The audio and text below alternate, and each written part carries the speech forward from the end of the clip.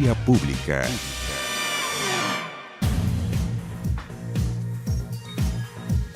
¿Cómo les va? Muy buenas noches, un gusto de saludarlos. Bienvenidos a esta nueva edición de Vía Pública. Ayer el actor Alejandro Goich terminó con graves lesiones luego de ser atacado por carabineros cuando intentaba defender a una funcionaria de la misma institución durante las manifestaciones. Todo comenzó cuando esta funcionaria policial fue rodeada, como vemos por las imágenes, por jóvenes quienes comenzaron a agredirla tras caer de su moto. Goich intentó defenderla interponiéndose a los manifestantes, pero pese a este acto, terminó llevándose la peor parte. Efectivos de carabineros agredieron al actor mientras se encontraba observando a la carabinera agredida que estaba tendida en el suelo, según el registro de videos subidos a las redes sociales. A raíz de esta agresión, a raíz de este hecho, el presidente de la Comisión Chilena de Derechos Humanos junto a otros actores nacionales anunciaron que van a interponer una denuncia penal contra el presidente Sebastián Piñera y también quienes resulten responsables por violaciones a los derechos humanos durante las manifestaciones. En tanto, y luego que dos funcionarias de carabineros también fueran agredidas el día de ayer con bombas Molotov, diputados de Renovación Nacional pidieron aumentar las sanciones a encapuchados que dañan a funcionarios policiales y generar también una institucionalidad, una institución que proteja la labor de quienes cuidan las calles día a día.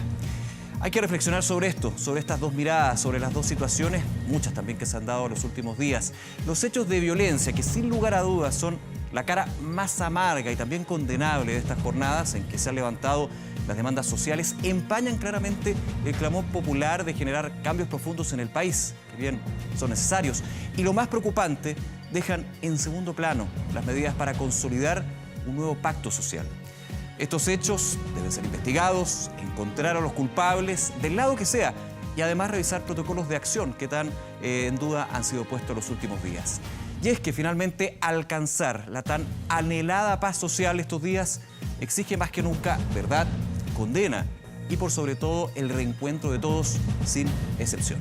Comenzamos Vía Pública, por supuesto revisando lo que son los hechos, los aconteceres que han sucedido en las últimas horas y vamos con una de las preguntas que también ha estado en el aire justamente en este día de estallido social, de suspensiones de grandes eventos, de suspensión del fútbol. Ya sabemos que en las últimas horas se confirmó que este fin de semana fútbol no va a haber, no se va a reanudar el torneo nacional. ¿Qué va a pasar el próximo fin de semana? ¿Qué va a pasar con el resto del campeonato? También en lo profundo que está en esa decisión de la NFP, hubo conversaciones con la Intendencia Metropolitana durante esta semana. Le hacemos justamente la pregunta a usted. ¿Está de acuerdo con la suspensión del torneo nacional? ¿Sí o no? Pueden participar con nosotros a través del fanpage de 24horas.cl para darnos su opinión y también los comentarios con respecto a una de las aristas, tantas que por supuesto también hemos estado comentando y analizando aquí en Canal 24 Horas y en 24horas.cl. Y vamos a hablar de otro punto, evidentemente, de estos más de 15 días de manifestaciones, de estallido social, de demanda, distintos temas, por supuesto, que también tienen que ver con la economía. El día de hoy, de hecho, el presidente Piñera, junto al ministro de Economía, anunció medidas para apoyar a las pymes, porque son casi 7.000 las micro, pequeñas y medianas empresas que han sido afectadas por desórdenes, por encapuchados, por la violencia, descolgada, por supuesto, de la manifestación, que en su gran mayoría ha sido pacífica. Y también a esto se suma lo que ha sido una nueva reducción fuerte de lo que es la proyección de crecimiento para este año y el próximo por parte del nuevo ministro de Hacienda, Ignacio Briones. ¿Qué pasa con la economía? ¿Cómo nos pega? ¿Cómo también ha cambiado la situación? La discusión sobre el modelo económico. Vamos a estar hablando con dos invitados de lujo, los pasamos a presentar inmediatamente. Don Rafael Berguán, académico de la Universidad Diego Portales y presidente también de la Comisión Nacional de Productividad. Muchas gracias, Rafael, por acompañarnos. Bienvenido. Y gracias por la invitación. Y don Alejandro Alarcón, académico, economista de la Universidad de Chile, excelente también de la Asociación de Bancos. Alejandro, bienvenido, muy buenas noches. Muchas gracias. Nicolás, ex miembro de la Asociación de Bancos. Ex. Sí, bueno. no, tranquilo. Bueno. Conocido también en la casa. A ver, voy a partir por el último punto. El día de hoy la Comisión Mixta de Presupuesto se redujo fuertemente lo que es justamente la proyección de crecimiento para este año y el próximo. Y más allá de las cifras, claramente hay un ajuste importante y que tiene mucho que ver con lo que ya está esperando Hacienda, el IMASEC de octubre, que podría caer hasta un 0,5%. En el peor de los casos, en el mejor de los casos, no crecer, están en una variación nula. Rafael, el impacto social también tiene un impacto económico, pero aquí evidentemente no es solamente lo que ha pasado en los últimos 15, 16 días, es lo que muchos han dicho ha pasado en los últimos 30 años con un modelo que claramente en Chile ya no da para más. Esa es la visión. ¿Cómo tú puedes analizar este punto? Bueno, sabemos que la realidad chilena, como la realidad de la mayoría de los países, que han cambiado mucho en un periodo corto de tiempo, y eso es lo que hizo Chile. Entre el año 90, quizás los más jóvenes no tienen cómo saber eso. Lo han leído tal vez en los libros de historia, pero toda la evidencia, todo el análisis internacional que hemos conocido en estos días también, el crítico y el favorable, Wall Street Journal, New York Times, el The Economist, los diarios locales, los diarios europeos, etcétera, reconocen que este es un país que cambió como ningún otro en América Latina y que en parte, no por completo, pero en parte como resultado de esos mismos cambios se está haciendo de alguna manera víctima de su propio éxito. Porque ¿Este oasis que hablaba el presidente Piñera en un minuto? Somos un país que al haber pasado de ser un país de ingreso medio bajo a ingreso medio alto, el primero o segundo más alto en América Latina, en la OECD, con solo 36 otras economías, etcétera, es un país que hoy día tiene una clase media que es mucho más educada, que es mucho más vasta, que está mucho más empoderada, tiene además un nivel de ingreso que lo hace aspirar ahora con razonable realidad al desarrollo verdadero y tiene entonces la obligación, no solo la posibilidad, de exigirse más que lo que se exigía hace 30 años atrás, cuando 6 de cada 10 personas eran pobres, según las cifras oficiales, insisto, del mismo país y el Banco Mundial. Entonces, en este contexto, claro, estamos justo en esa transición, ¿no es cierto?, como dicen los sociólogos, en que uno recuerda la fragilidad de la pobreza pasada, pero al mismo tiempo sabe que puede alcanzar el desarrollo, pero lo quiere alcanzar de una manera tal que venga acompañado de exigencias que ni siquiera estaban en la imaginación de nuestros padres hace 30 años atrás. Y eso genera una tensión que es propia de las democracias liberales, solo en una línea. El último libro que acaba de publicar Daron Acemoglu con Robinson, que publicaron la primera parte de este libro hace algunos años, que se llamaba ¿Por qué fracasan las naciones? El de ahora lo que hace es analizar no el caso chileno, sino que el desafío de las democracias liberales que caminan, dicen ellos, por una cornisa entre el despotismo, un Estado muy fuerte, y la anarquía, un individualismo exacerbado. Es el desafío que está enfrentando Chile y es resultado de que estamos en un lugar en el que no imaginamos que íbamos a estar hace 30 años atrás. Es interesante ese punto porque finalmente hay una evolución, una sociedad que cambia, un modelo también que de alguna manera va cumpliendo demandas, pero también va generando mayores necesidades. Y uno también recuerda lo que ha sido esa gran carrera por buscar y encontrar el desarrollo.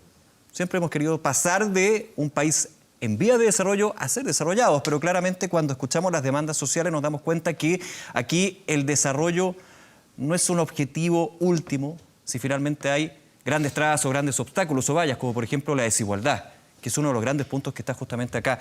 Alejandro, en ese tema nos hemos concentrado mucho en buscar ese desarrollo, en un crecimiento económico, en ser los mejores de los mejores, pero finalmente nos hemos quedado con que la gente está alegando de que hay desigualdad, de que hay inequidad y que por sobre todo las oportunidades no son para todos. Bueno, es cierto que hay desigualdad en Chile, eso no cabe duda, y parte de ello explica el reventón que hubo en la última semana. Pero bien claro, el crecimiento es una condición básica para que los más pobres puedan surgir. Y yo lamento mucho que tengamos esta caída en la trayectoria de crecimiento que veníamos observando en el tercer trimestre, después de haber tenido francamente un primer semestre muy débil. Ahora va a ser peor, yo creo. De hecho, llegar al 2% sería una maravilla. Sí, mi trayectoria es 1,7% para este año completo. Y eso implica que en el último trimestre vamos a tener una cifra de crecimiento entre 0 y 1%. No creo que vaya a ser 1, porque ya tenemos, en mis cálculos, menos 0,5 para el mes de octubre, el mes de noviembre. ¿Pero es de la mirada pesimista que no es pesimista, es calculo las trayectorias. Yo me dedico, como le he dicho muchas veces aquí, a ver si el Sol está más cerca a la Luna o la Luna más cerca al Sol, pero con milímetros. Y ahí me ha ido bien, perdón mi humildad, me ha ido bien y yo creo que el próximo mes, este mes, vamos a tener en noviembre un crecimiento cercano al 0 y no me atrevo a decir nada de diciembre, porque aquí lo que nos está afectando más es la incertidumbre. Y la incertidumbre hace que la gente pare. No es solo lo que tú estabas refiriendo, los ataques a los pequeños emprendimientos que han dejado saqueos, incendios y gente sin poder trabajar, sino que es también que las jornadas de trabajo se están acortando prácticamente a la mitad. Yo lo veo porque yo estoy en varias actividades con pequeñas y medianas empresas. Entonces veo que el país está como con días hábiles menos en el mes de octubre, y si eso se sigue extendiendo, claramente vamos a tener un impacto en la trayectoria de crecimiento de cada mes. Así que yo creo que tenemos que hacer un esfuerzo todos por tolerar, primero que nada, para poder dialogar y para poder entendernos. De lo contrario, vamos a seguir hundiendo a la gente más pobre. ¿Y dónde se manifiesta eso? Un bajo crecimiento afecta al empleo. Porque todos hablamos de la trayectoria de crecimiento, hablamos que vamos a tener un último trimestre muy malo, pero nadie todavía habla de cuál va a ser el impacto en la tasa de desempleo. Yo ya le hice el cálculo. Yo creo que nos vamos a acercar rápidamente en los trimestres móviles a un 9%, y eso implica ese 9% que siempre se estableció durante este año y el anterior como los agoreros de las malas noticias. Claro, porque el último fue 7, el de septiembre. El último 7. Que hasta septiembre la economía mostraba una recuperación interesante. Estuvimos cerca del producto tendencial en la última medición, que es 3%. Ahora hay un grupo de expertos, entre los cuales estoy yo también, estamos calculando el nuevo producto tendencial actualizado. Y a mí me da menos de 3% ya a esta altura, o sea, hay un impacto. Pero lo que quiero decir es que realmente el impacto en la economía no solo afecta a las empresas, no solo afecta a las pymes, afecta a los trabajadores que pierden su fuente de trabajo, que es la única manera de obtener ingresos de la grande mayoría de este país. En ese punto, Rafael, y tú como presidente también de la Comisión Nacional de Productividad han hecho un trabajo bien importante en analizar, de hecho durante gran parte del primer semestre se hablaba justamente de la necesidad de aumentar la productividad. ¿Va cambiando, más que el concepto, la orientación con respecto a esto? Porque claro, si vemos con las cifras que está comentando aquí Alejandro, productividad en octubre, pocasa, para las próximas semanas, para los próximos meses, pero también desde el punto de vista, desde la economía, desde lo sociológico. Muchos van a decir, ¿para qué una productividad si finalmente se da esa desigualdad, esa poca equidad y por sobre todo un crecimiento que no le llega a todos? Volviendo un poco también a lo que ha sido parte de tantas demandas que se han estado levantando durante los últimos días. Sí, la discusión que estamos enfrentando hoy día, que es propia, insisto, de un país que está a mitad de camino al desarrollo, que es la discusión sobre desigualdad, que tampoco es solo en Chile, ¿no? El libro de Piketty hace algunos años no fue escrito para Chile, fue escrito para Europa y para Estados Unidos. Y era todo el libro sobre desigualdad, 1000 páginas. Esa discusión es una mitad de la historia y es una mitad que, claro, nosotros tenemos que enfrentar y es la que de alguna manera genera el descontento principal según todos los estudios. Pero la verdad es que no vamos a ser capaces de asumir ninguno de los desafíos asociados a desigualdad, sea como sea que esto queramos resolverlo, si es que no somos capaces de crecer de manera sostenida. Y todo lo que muestran los estudios internacionales y la evidencia chilena es que para crecer sostenidamente, básicamente lo que tienes que hacer es mejorar tu productividad. Los países más desarrollados, usamos el caso alemán, invierten menos que los países en desarrollo. Liberan, porque ya tienen una inversión que es tan productiva que se pueden dar el lujo de liberar recursos para consumo. Claro. Y además los países como Alemania trabajan menos que los países en desarrollo. Son tan productivos que se pueden dar el lujo de liberar horas para ocio, para la familia. Que ha sido el gran ejemplo que se ha discutido en el proyecto 40 horas y también de autonomía laboral del gobierno. Bueno, entonces Chile no solo no va a alcanzar niveles más altos de prosperidad, Chile no va a ser capaz de resolver sus problemas de desigualdad. No importa cuánto acuerdo exista en el mundo político, si es que no es capaz de crecer sostenidamente. Y no va a ser capaz de crecer sostenidamente si no mejora su productividad. Eso no cambió durante estos últimos días y eso no tiene que ver con el ciclo económico. Ahora, si nos transformamos en un país desordenado a nivel agregado, yo creo que eso no va a ocurrir, porque la historia importa y Chile tiene una historia de estabilidad larga. Pero si nos transformáramos en un país desordenado a nivel agregado, bueno, esa es la mejor receta para, como decía Alejandro, aumentar la incertidumbre y detrás de la incertidumbre lo que hay es una caída de la inversión y la inversión, sobre todo a largo plazo, es fundamental para la productividad. Entonces sería nefasto en el largo plazo, pero yo tengo la esperanza de que una vez que resolvamos esto, y creo que lo que está haciendo el gobierno en términos de tratar de cerrar la discusión, al menos en una primera etapa, tributaria y pensiones, para poder empezar a trabajar el nuevo ministro de Hacienda, el nuevo ministro de Economía, en una agenda relevante que permita modernizar el Estado, resguardar la competencia, avanzar en términos de capacitación, etcétera,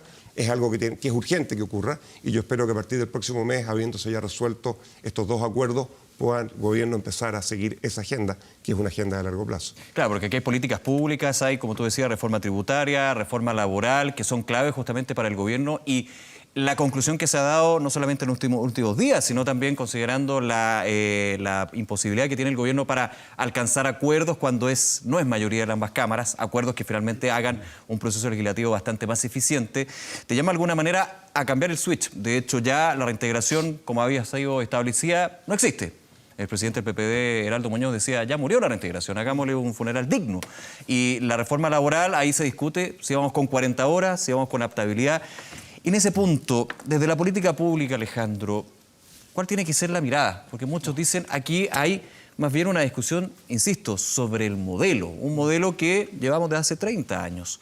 Y aquí, de alguna manera, muchos dicen están con un switch y otro switch, pero no en el fondo de la situación. Bien, yo recojo lo de Rafael. La inversión es clave. Aquí yo creo que para poder tener crecimiento sostenido, y esto lo descubrió hace muchos años un gran economista que es Robert Solow, que escribió sobre eso y vive todavía, y nos enseñó que los dos determinantes clave del crecimiento sostenido, uno era la inversión y el otro la productividad. Y ahí nosotros la productividad estamos al debe. Yo he estado en este comité desde que el presidente Lagos lo inauguró en el año 2000. O sea, voy a cumplir 20 años, lo que implica que estoy bastante viejo. Pero, más allá de eso, en los 20 años que yo medí por el residuo llamado Solow, la productividad total de factores fue 0 o negativa. Esa es una... ¿Y por qué? Porque no hubo suficiente innovación y progreso tecnológico, que es la solución que da Solow para que el ingreso medio crezca sostenidamente en el mediano plazo. El I+D, que para ser súper concreto, ningún gobierno se ha visto un impulso con respecto justamente a eso. Por supuesto, y en la famosa OCDE, que todos la cacarean, yo trato de tocarlo menos, porque no somos igual que los países de la OCDE. Eso está clarísimo. Ha dicho que nosotros estamos últimos en la tabla. Somos el país que menos gastamos en inversión y en desarrollo de ideas, que es básicamente eso, innovación. ¿Y eso porque faltan recursos o porque son destinados de una manera? Yo creo que falta más en el país un espíritu de dejar más libertad para las ideas. Yo veo a las generaciones jóvenes llenas, pletóricas, y participé en los últimos años en varias iniciativas auspiciadas por la Corfo, y tengo que ser muy franco. Fui como vaca para el matadero al principio, y después no me quería ir más, porque vi lleno de ideas, el famoso capital semilla. O sea, lo que no falta en el país son ideas. Lo que falta en este Chile es financiamiento para ideas nuevas, para que tengamos más crecimiento de mejor calidad y aumentemos la productividad. Ahí hay que poner el ojo. Pero ojo también que hay que poner la inversión a propósito de la declaración del presidente del PPD. Nosotros necesitamos incentivar la inversión. Tuvimos un periodo donde se hizo una reforma tributaria que no alcanzaron los recursos para financiar las reformas sociales, ¿no es cierto?, que se había planteado la presidenta Bachelet. No alcanzaron los recursos, esa es la verdad. Y además de eso, tuvimos una caída en cada periodo de la inversión. Y eso le pasó el costo al país. Por eso que es tan importante la inversión y por eso que yo creo... Me dicen que se llegó a un acuerdo en la tarde sobre la reforma tributaria. Sí, me dicen. Un borrador de acuerdo. Un borrador de acuerdo que me parece muy bien. Pero no hay que dejar a la inversión a un lado, porque la inversión, como decía Rafael, es la que permite que se produzca el crecimiento sostenido, es la que permite que haya demanda de trabajo de calidad, es la que permite que aumenten los salarios reales, ¿cierto? Pero es que ahí está también el punto, recogiendo lo que he escuchado de las demandas, del análisis. Un modelo, para no decir solamente un gobierno, gobiernos que se han quedado con un modelo, esa es la crítica, que se han preocupado solamente en la inversión, en capturar capitales desde afuera y no más bien que de alguna manera esos capitales lleguen a los distintos sectores. Hubo toda una lucha justamente para reducir la pobreza, efectivamente se logró y ese es un gran logro, pero nunca se dice, el paso siguiente. ¿Qué pasa con esta clase media que empieza a crecer, que tiene mayor educación, que ha logrado romper barreras y yo rescato lo que dice Rafael, que está exigiendo más, pero no se le está dando el espacio, no se le está dando la cancha como siempre se ha usado esa figura? Le doy la palabra a Rafael. Hay un querido colega de la Universidad de Chile, perdonen que no lo nombre porque si no después van a decir que estoy con la banda, que dijo, dejémonos hablar del modelo, hablemos de la nueva estrategia de desarrollo. Y yo te lo digo sinceramente, los países exitosos lo han hecho con capitalismo. Capitalismo, por supuesto, que tiene que ser moderado, regulado, para evitar lo que hemos visto en muchos casos aquí en Chile, abuso. Pero eso es el éxito. No hablemos del modelo, hablemos de estrategia de desarrollo y de esa manera enfoquémonos en lo que permita crecer sostenidamente. Rafael. Sí, yo voy a hacer un contrapunto, tal vez, si lo quieres poner propositivamente, voy a complementar lo que dice Alejandro. Yo quiero ser crítico de lo que pasa en Chile hoy. Y, a ver, Chile tiene algunos problemas estructurales. Es un país pequeño. Por mucho que exista competencia a nivel global y que los bienes se muevan de un lado para otro, los capitales se mueven rápidamente, pero los bienes al final, para una empresa grande, ir a un país chiquitito no es muy atractivo. Entrar a un país cuesta, hay costos de entrada, tienes que conocer el mercado. Ya vemos lo que ha pasado con empresas como JCPenney cuando llegaron, Carrefour, ¿te acuerdas que fracasaron? Claro. Ahora, esas empresas, sin embargo, ayudaron a que el mercado chileno funcionara mejor. Aquí quiero ir. Un país pequeño, donde el mercado se copa rápidamente, un país que creció muy rápido en un periodo corto de tiempo y que por lo tanto no ha tenido todavía el espacio para generar una base económica suficientemente amplia, es un país donde permanentemente está en peligro la competencia. Yo te voy a dar una hipótesis de por qué puede ser que en Chile haya poca innovación. Innovar, contrariamente a lo que muchas veces uno cuenta conversando con amigos en los libros, no es una experiencia muy entretenida o al menos no es placentera. O sea, la gran mayoría de los innovadores fracasan muchas veces hasta que logran ser capaces de, ¿no es cierto?, superar las barreras. Por lo tanto, lo natural como ser humano es a no arriesgarse. Claro. Estamos físicamente cableados para sobrevivir, no para arriesgarnos. Comodidad y seguridad. Bueno, pero la economía moderna, la economía globalizada, las democracias liberales necesitan que uno asuma estos riesgos para desplazar la frontera, ¿no es cierto?, y cambiar los paradigmas. Entonces, ¿qué es lo que hace en economía? Que lo que no queremos hacer, que es innovar, ocurra. La competencia. Tú tienes empresas chicas que desafían a las grandes, tienes el peligro que si no hacen las cosas bien, los consumidores se van a ir para otro lado, etc. En países pequeños como este, insisto, que han crecido muy rápido en un periodo corto de tiempos, sin una base económica suficientemente amplia, es un tema de tiempo, el peligro de que haya poca competencia es real. Y ahí hay un gran desafío, creo yo. Hay bastante evidencia, nosotros en la Comisión Nacional de Productividad hemos mirado lo que ocurre con las empresas grandes para 10 sectores distintos y están más lejos de su par desarrollado que las empresas chicas. Las empresas grandes en Chile son más productivas que las pequeñas, eso es un tema mundial, es por economías de escala. Pero las empresas chicas chilenas, contrariamente a lo que yo esperaba, están por debajo de las de los países desarrollados, pero más cerca de ellas, relativamente hablando, que las empresas grandes chilenas. Voy a provocar, y puedo terminar siendo injusto, yo creo que muchas empresas grandes en Chile están demasiado cómodas. Y eso es una de las razones por las cuales hay poca innovación en este país. Termino con ese punto contigo, Alejandro. Me quedo con ese concepto, la comodidad de las empresas grandes. De hecho, el presidente de la CPC dijo hay que meterse la mano a los bolsillos hasta que duela. Muchos dicen, ya se ha escuchado frases de ese tipo y de alguna manera se está hablando de un gran empresariado que tiene que cambiar el switch, pero por sobre todo concretar eso. ¿Tú crees que ahí está la frase? No sé si comparte completamente lo que dijo, pero sí creo que tiene que haber más solidaridad en este país. Eso estoy seguro, porque viene también del instinto. Los chilenos nos hemos convertido en muy individualistas. Si es cosa de ver cómo manejamos en las calles, no nos importan los demás. Y eso lo enfrento cada día. Por lo tanto, aquí la clave es la solidaridad, entender que hay una tarea importante para la equidad en los impuestos. Los impuestos tienen dos funciones. Uno es la equidad, pero también tienen un rol en no afectar la eficiencia. Lo hemos experimentado en este país. Por lo tanto, ese es un balance que tiene que ser cuidadosamente medido, porque al final afecta en el corto plazo, sobre todo en el ciclo, al empleo. Y lo hemos vivido en este país. Por lo tanto, yo creo que es muy importante la equidad.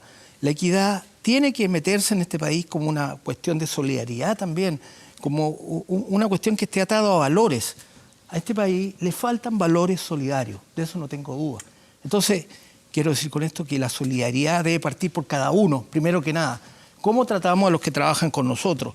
¿Cómo tratamos a los demás que están en nuestro alrededor? Entonces, no creo que sea solamente meterse la mano al bolsillo. Es un concepto más amplio de valores. Alejandro Alarcón, Rafael Bercuán, muchísimas gracias nuevamente por acompañarnos esta noche. Muchas gracias. Muy bien, hasta luego.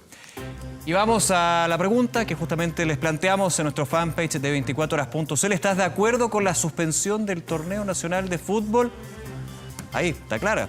Sí, 88%, no 12%. Rápidamente, don Alejandro, ¿usted que es futbolero? Yo creo que se debería, en el periodo que se está indicando, reanudar el campeonato. Hay mucha tensión y creo que hay que desestresar el país. Rafael. Yo estoy con el 12%. Mire, sí. Bien, muchísimas gracias nuevamente, que estén muy bien. Vamos a hacer una pausa, regresamos de inmediato, seguimos hablando de los temas aquí en Vía Pública. No se vayan.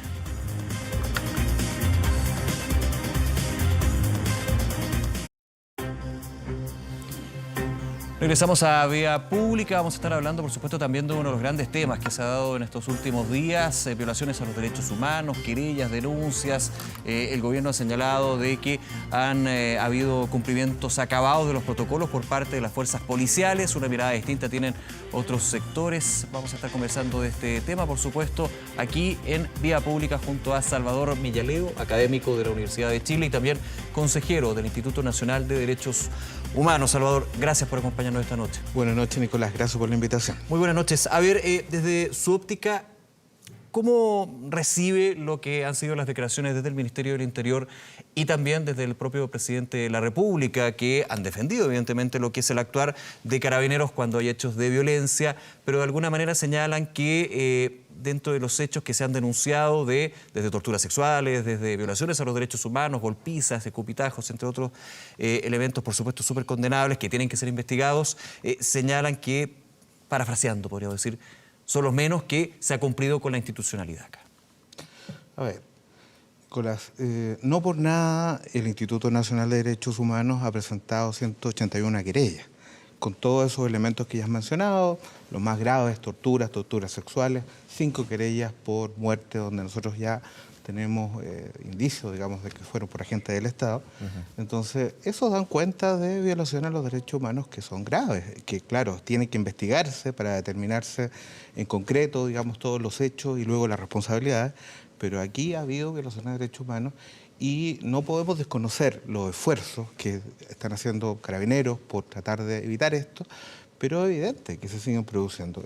Ahora mismo hemos visto este día un muy mal día para los derechos humanos. Vemos lo del Liceo 7. Peña Liceo 7 que entró la fuerza policial a este liceo y recibieron perdigones, un par de ellas. Así es, en la posta un niño también denuncia torturas sexuales, no en la posta, sino que llegó a la posta y ahí nosotros tomamos conocimiento de ello. Entonces es importante, si bien no podemos desconocer que se tomen medidas, es necesario, y esto es importante, que Carabineros de una vez termine con estas cosas. Esto tiene que terminar. O sea, no podemos seguir con fuerzas policiales que hagan cosas que tienen que ver con tortura, con disparos, digamos, de manera horizontal al cuerpo en uso indebido de la fuerza cuando está controlando protestas. El general director de Carabineros, Mario Rosa, habló de errores. ¿Cómo lo evaluó usted? Bueno, nosotros lo que hemos dicho en las querellas es que no son errores, son hechos que pueden ser constitutivos de delitos. Entonces, decir errores creo que nos puede de alguna manera sujetar a pensar de que estos son cosas que ocurrieron o sin intencionalidad o que no han ocurrido, no ocurrieron en el nivel de gravedad que ocurrieron, y son cosas muy graves que han ocurrido. Entonces, el primer llamado, que Carabineros detenga esto, que el gobierno haga todo lo necesario, como nosotros lo hemos pedido en todos nuestros informes anuales sobre función policial, haga todo lo necesario para prevenir vulneración a los derechos humanos. ¿Cómo se puede prevenir? ¿Cuáles son las medidas? Porque también es un punto que aquí se habla de una situación de un estallido social, de encapuchados, de violentistas por un lado, que terminan enfrentamientos con la policía. Desde la autoridad se dice, a ver, tenemos un cuerpo policial que está totalmente sobreexigido y que evidentemente tiene que resguardar la seguridad del resto que está conviviendo en estas manifestaciones. Hay descolgados evidentemente que están dentro de este subuniverso, digamos. Son un subuniverso dentro de un gran universo. No, esta sobreexigencia, nosotros atestiguamos que la están viviendo nosotros también como instituto Yo vengo a título personal, pero la invitación fue a título personal, pero yo he visto, digamos, que nuestros funcionarios están sobreexigidos, 150 en todo el país. A veces hemos llegado a comisaría muy tarde y el mismo funcionario, muy cansado, de Carabineros nos dice, estamos muy cansados. Nosotros también estamos muy cansados, pero cada uno tiene que cumplir con su deber. Hay más de 1000 carabineros heridos, de hecho. Claro, y nosotros lamentamos mucho eso.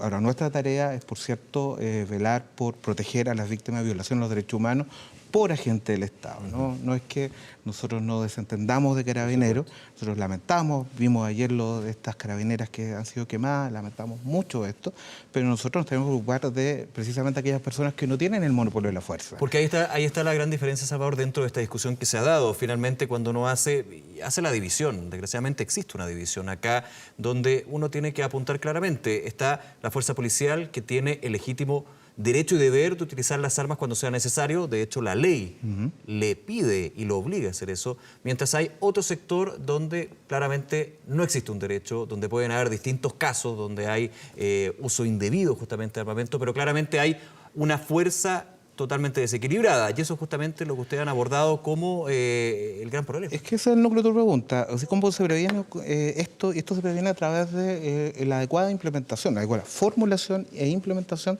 de protocolos del uso de la fuerza en estas condiciones. Entonces, Carabineros tiene protocolos y lo que nosotros reclamamos precisamente es que no se están aplicando correctamente estos protocolos. No se están aplicando cuando vemos que hay disparos al cuerpo de perdigones, los estallidos oculares, las pérdidas de visión, que se han acumulado alrededor de 160, son situaciones gravísimas. Yo no podría calificar eso simplemente como errores. No queremos decir que todos los carabineros estén en esa, pero es evidente que ha habido una numerosidad. Yo personalmente podría hablar de masividad. Ahora, el instituto hasta ahora ha dicho numerosidad, que es evidente, de eventos de esta índole. Entendiendo masividad como más grave, ¿no? Masividad en el sentido de que hay un grupo de víctimas bastante grande. Pero esa es mi visión. Ahora el instituto hasta ahora habla de numerosidad, que es muy evidente que hay un número, de acuerdo a nuestros números, un número bastante grande de víctimas y de hechos. Yo le llevo otro concepto de la semana, sistemática violación de los derechos humanos, que de hecho lo dijo, se le preguntó al director del instituto, Sergio Mico. Él descartó inicialmente que haya indicios, antecedentes de una violación sistemática de los derechos humanos. Luego matizó su frase señalando que tampoco hay antecedentes que nieguen que podría darse esa situación, que es más gravísima aún. No, con mucha claridad. Como instituto, nosotros como consejo discutimos esto el lunes y efectivamente aquí hubo un uso de palabras que se prestó para reacciones muy negativas. Hubo muchas críticas que se le hicieron al instituto, de la sociedad civil, de diversos sectores, porque se entendía que estábamos negando algo que parecía evidente. La verdad, la sistematicidad tiene que ver, en nuestro derecho interno hay una definición en la ley 20.357 que dice actos sucesivos por una cantidad de tiempo determinada para configurar lo que llaman actos sistemáticos. ¿Pero tiene que haber concertación también ahí? Ahora, es que en el derecho internacional, el derecho penal internacional, el derecho internacional de los derechos humanos, la jurisprudencia, las definiciones doctrinales, la aplicación que han hecho los tribunales internacionales penales, es que tiene que haber algún grado de organización que se evidencia en la recurrencia, digamos, en que hay actos que son recurrentes en un periodo de tiempo, en indicios de mando, que hay un plan, una política, en fin. Eso es lo que nos señala el derecho internacional. No así lo establece el derecho local, el derecho chileno. Hay una cuestión interpretativa ahí, pero sin embargo, y esto es el sentido de la precisión que hizo correctamente el director del instituto ayer, es que nosotros estamos en pleno análisis de esta situación. Nosotros hace 2 semanas tenemos nuestro equipo desplegado en terreno. Estamos generando información. Tenemos 2000 denuncias que estamos chequeando. Aparte de las cifras que nosotros hemos dado, que estamos dando constantemente todos los días, tenemos 2000 denuncias que estamos chequeando. Ahora Ustedes tienen que pelear con la fake news, como por ejemplo nos pasa a todos nosotros. Es que la fortaleza y la credibilidad del instituto depende de nuestra capacidad de chequear esto. Entonces, hay denuncias en redes sociales, en fin, pero nosotros tenemos que empezar a chequear esta información. Y no hemos chequeado toda la información. Además, hay una serie de otras organizaciones. Amnistía Internacional está hace una semana acá. El jueves llegaron los observadores de Naciones Unidas. Mañana vamos a tener reuniones con otras organizaciones de derechos humanos de la sociedad civil internacional que han venido a observar. Entonces tenemos que esperar las observaciones de ellos, cruzar la información, chequearla y ahí poder establecer con mayor certidumbre si hay sistematicidad, si no la hay, qué otras características tiene. Entonces, por eso valió, y creo que es muy importante la precisión de que nosotros estamos revisando y evaluando esto. No podemos afirmar categóricamente algo, pero tampoco podemos descartarlo. Es decir, ¿es apresurado hablar de una sistemática violación de los derechos humanos y también de negar una sistemática violación? Hasta ahora la información que tenemos nos dice que es apresurado en ambas condiciones. Sin embargo, es una evaluación que tenemos que hacer todos los días. Y, por cierto, hay masividad, o sea, el instituto habla de numerosidad, yo creo que podríamos hablar de masividad. ¿Por qué hace usted esa diferencia con respecto a...? No, porque masividad es más contundente en el sentido de que hay un número significativo de víctimas, en cambio numerosidad tiene que ver más bien con el número de hechos. Y es, como les digo, mi visión personal, el instituto ha hablado de graves y numerosas por ahora. Pero algo que estamos revisando todos los días y que tenemos mucha información que cotejar. Entonces, no queremos descartar absolutamente nada ni afirmar esto de una manera tan tajante cuando hay, por supuesto, además un contexto político donde hay unas tensiones y hay críticas cruzadas de los distintos sectores políticos. Nuestras misiones con los derechos humanos y tratamos de hacer el trabajo más serio sin, por cierto, minimizar, relativizar, dejar de lado o tener conclusiones que pueden ser muy apresuradas, pero estamos trabajando en eso. O sea, la sistematicidad no se puede descartar y estamos viendo si se puede construir.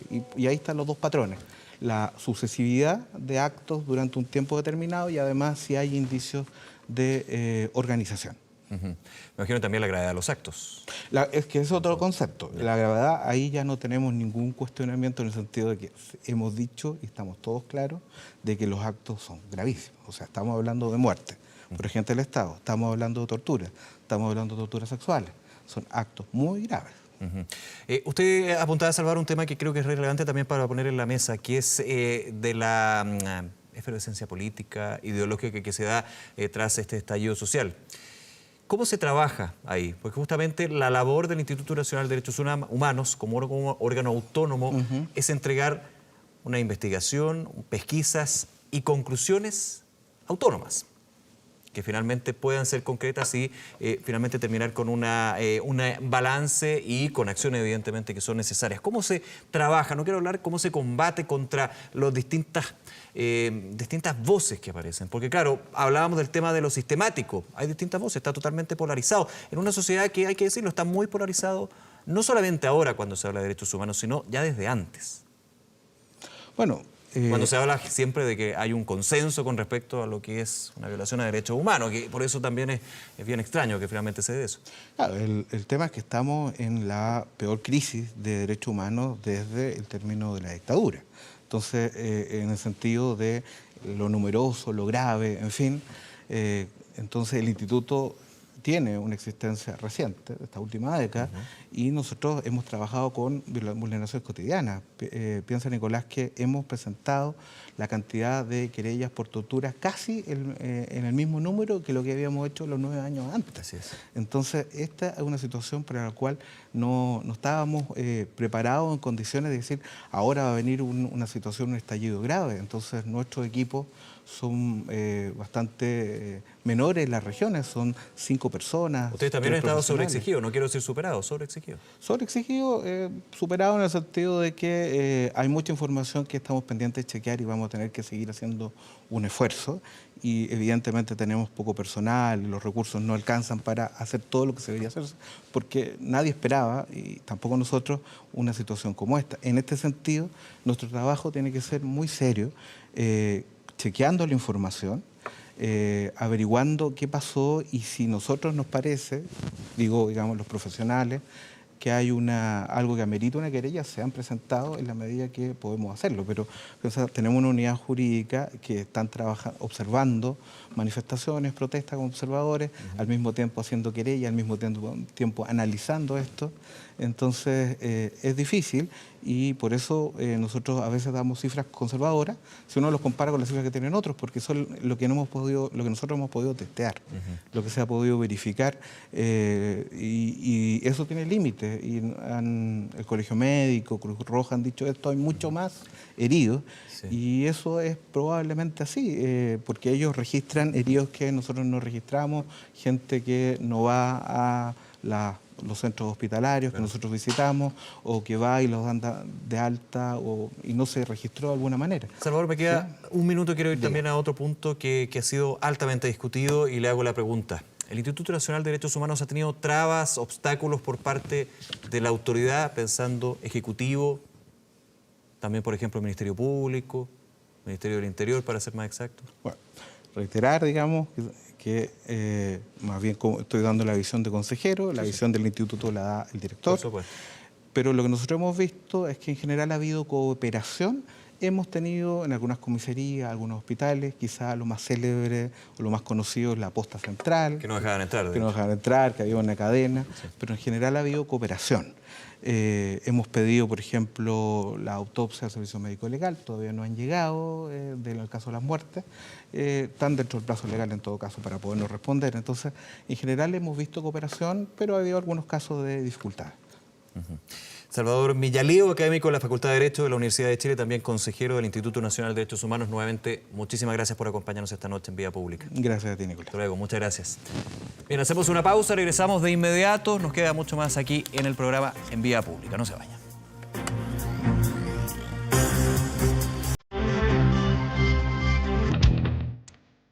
Regresamos a Vía Pública y vamos con la respuesta a nuestra pregunta en el fanpage de 24horas.cl. Ya le comentábamos, preguntábamos también, ¿está usted de acuerdo con la suspensión del torneo nacional? Finalmente se concretó durante la tarde por este fin de semana. ¿Qué pasará el próximo? Habrá que ver. Vamos con la respuesta porque está de acuerdo un 88%, entendiendo lo que han sido los argumentos de que no es el minuto. También ha habido un pronunciamiento por parte del CIFUT, del Sindicato de Futbolistas Profesionales, justamente, pero hay otra mirada con respecto a que también los jugadores están trabajando y obviamente aplazar la paralización del fútbol puede también traer consecuencias, especialmente para los clubes más chicos. Pero este fin de semana no habrá fútbol. Un 88% está de acuerdo justamente con suspender el torneo nacional y un 12% solamente dice que no está de acuerdo por diversas razones. Como siempre, muchísimas gracias por acompañarnos con sus comentarios, con sus respuestas en el fanpage de 24horas.cl. Vamos, como siempre, a revisar el tiempo. ¿Cómo está? No, antes no, vamos con 24horas.cl. Me van a matar, siempre me apuro con el tiempo. Y tiene que ver justamente con el fútbol, porque un tema era el torneo nacional, pero también qué pasaba con la gran final única de la Copa Libertadores de América. Santiago de Chile finalmente no va a ser. Conmebol canceló finalmente la Copa Libertadores en Chile y la trasladó a Lima, una información que conocimos durante la tarde, que le comentábamos en Canal 24 Horas y 24horas.cl, por temas de seguridad, por temas también del ambiente. La Conmebol definió, después de largas reuniones, justamente trasladar la sede de esta final entre River Plate y Flamengo al Estadio Monumental de Lima, no así al Estadio Nacional de Santiago. Así que se extiende la COP, la APEC, también la final de la Copa Libertadores, que era justamente lo que estaba quedando entre los grandes eventos internacionales en nuestro país. Lo puede ver usted y revisar en 24 horas. Vamos ahora sí con el tiempo. ¿Qué está sucediendo en términos de la temperatura en una capital de la República de Chile que está completamente despejada? Cerca de 17 grados nos cuenta ya la Dirección Meteorológica de Chile. Y vamos con también el tiempo extendido que va a pasar en los próximos días, completamente despejado. Harto calor. Si tuvimos un día lunes medio bochornado, con frío, hoy temperatura bastante más alta. Ya claramente el miércoles y el jueves con 31 y con 32 grados. A pleno sol entonces va a estar la capital y gran parte de la zona central de nuestro país. Vamos con otros lugares de Chile. Por venir con lluvia, 6 grados la máxima y nubosidad parcial para Iquique en el norte del país con 22 grados la máxima. Qué increíble canción, ¿eh? Qué increíble canción, y por qué se la estamos planteando aquí en Vía Pública. Una emocionante noticia recibieron ayer los fanáticos de Kiss. La legendaria banda llegará el 5 de mayo por última vez a nuestro país.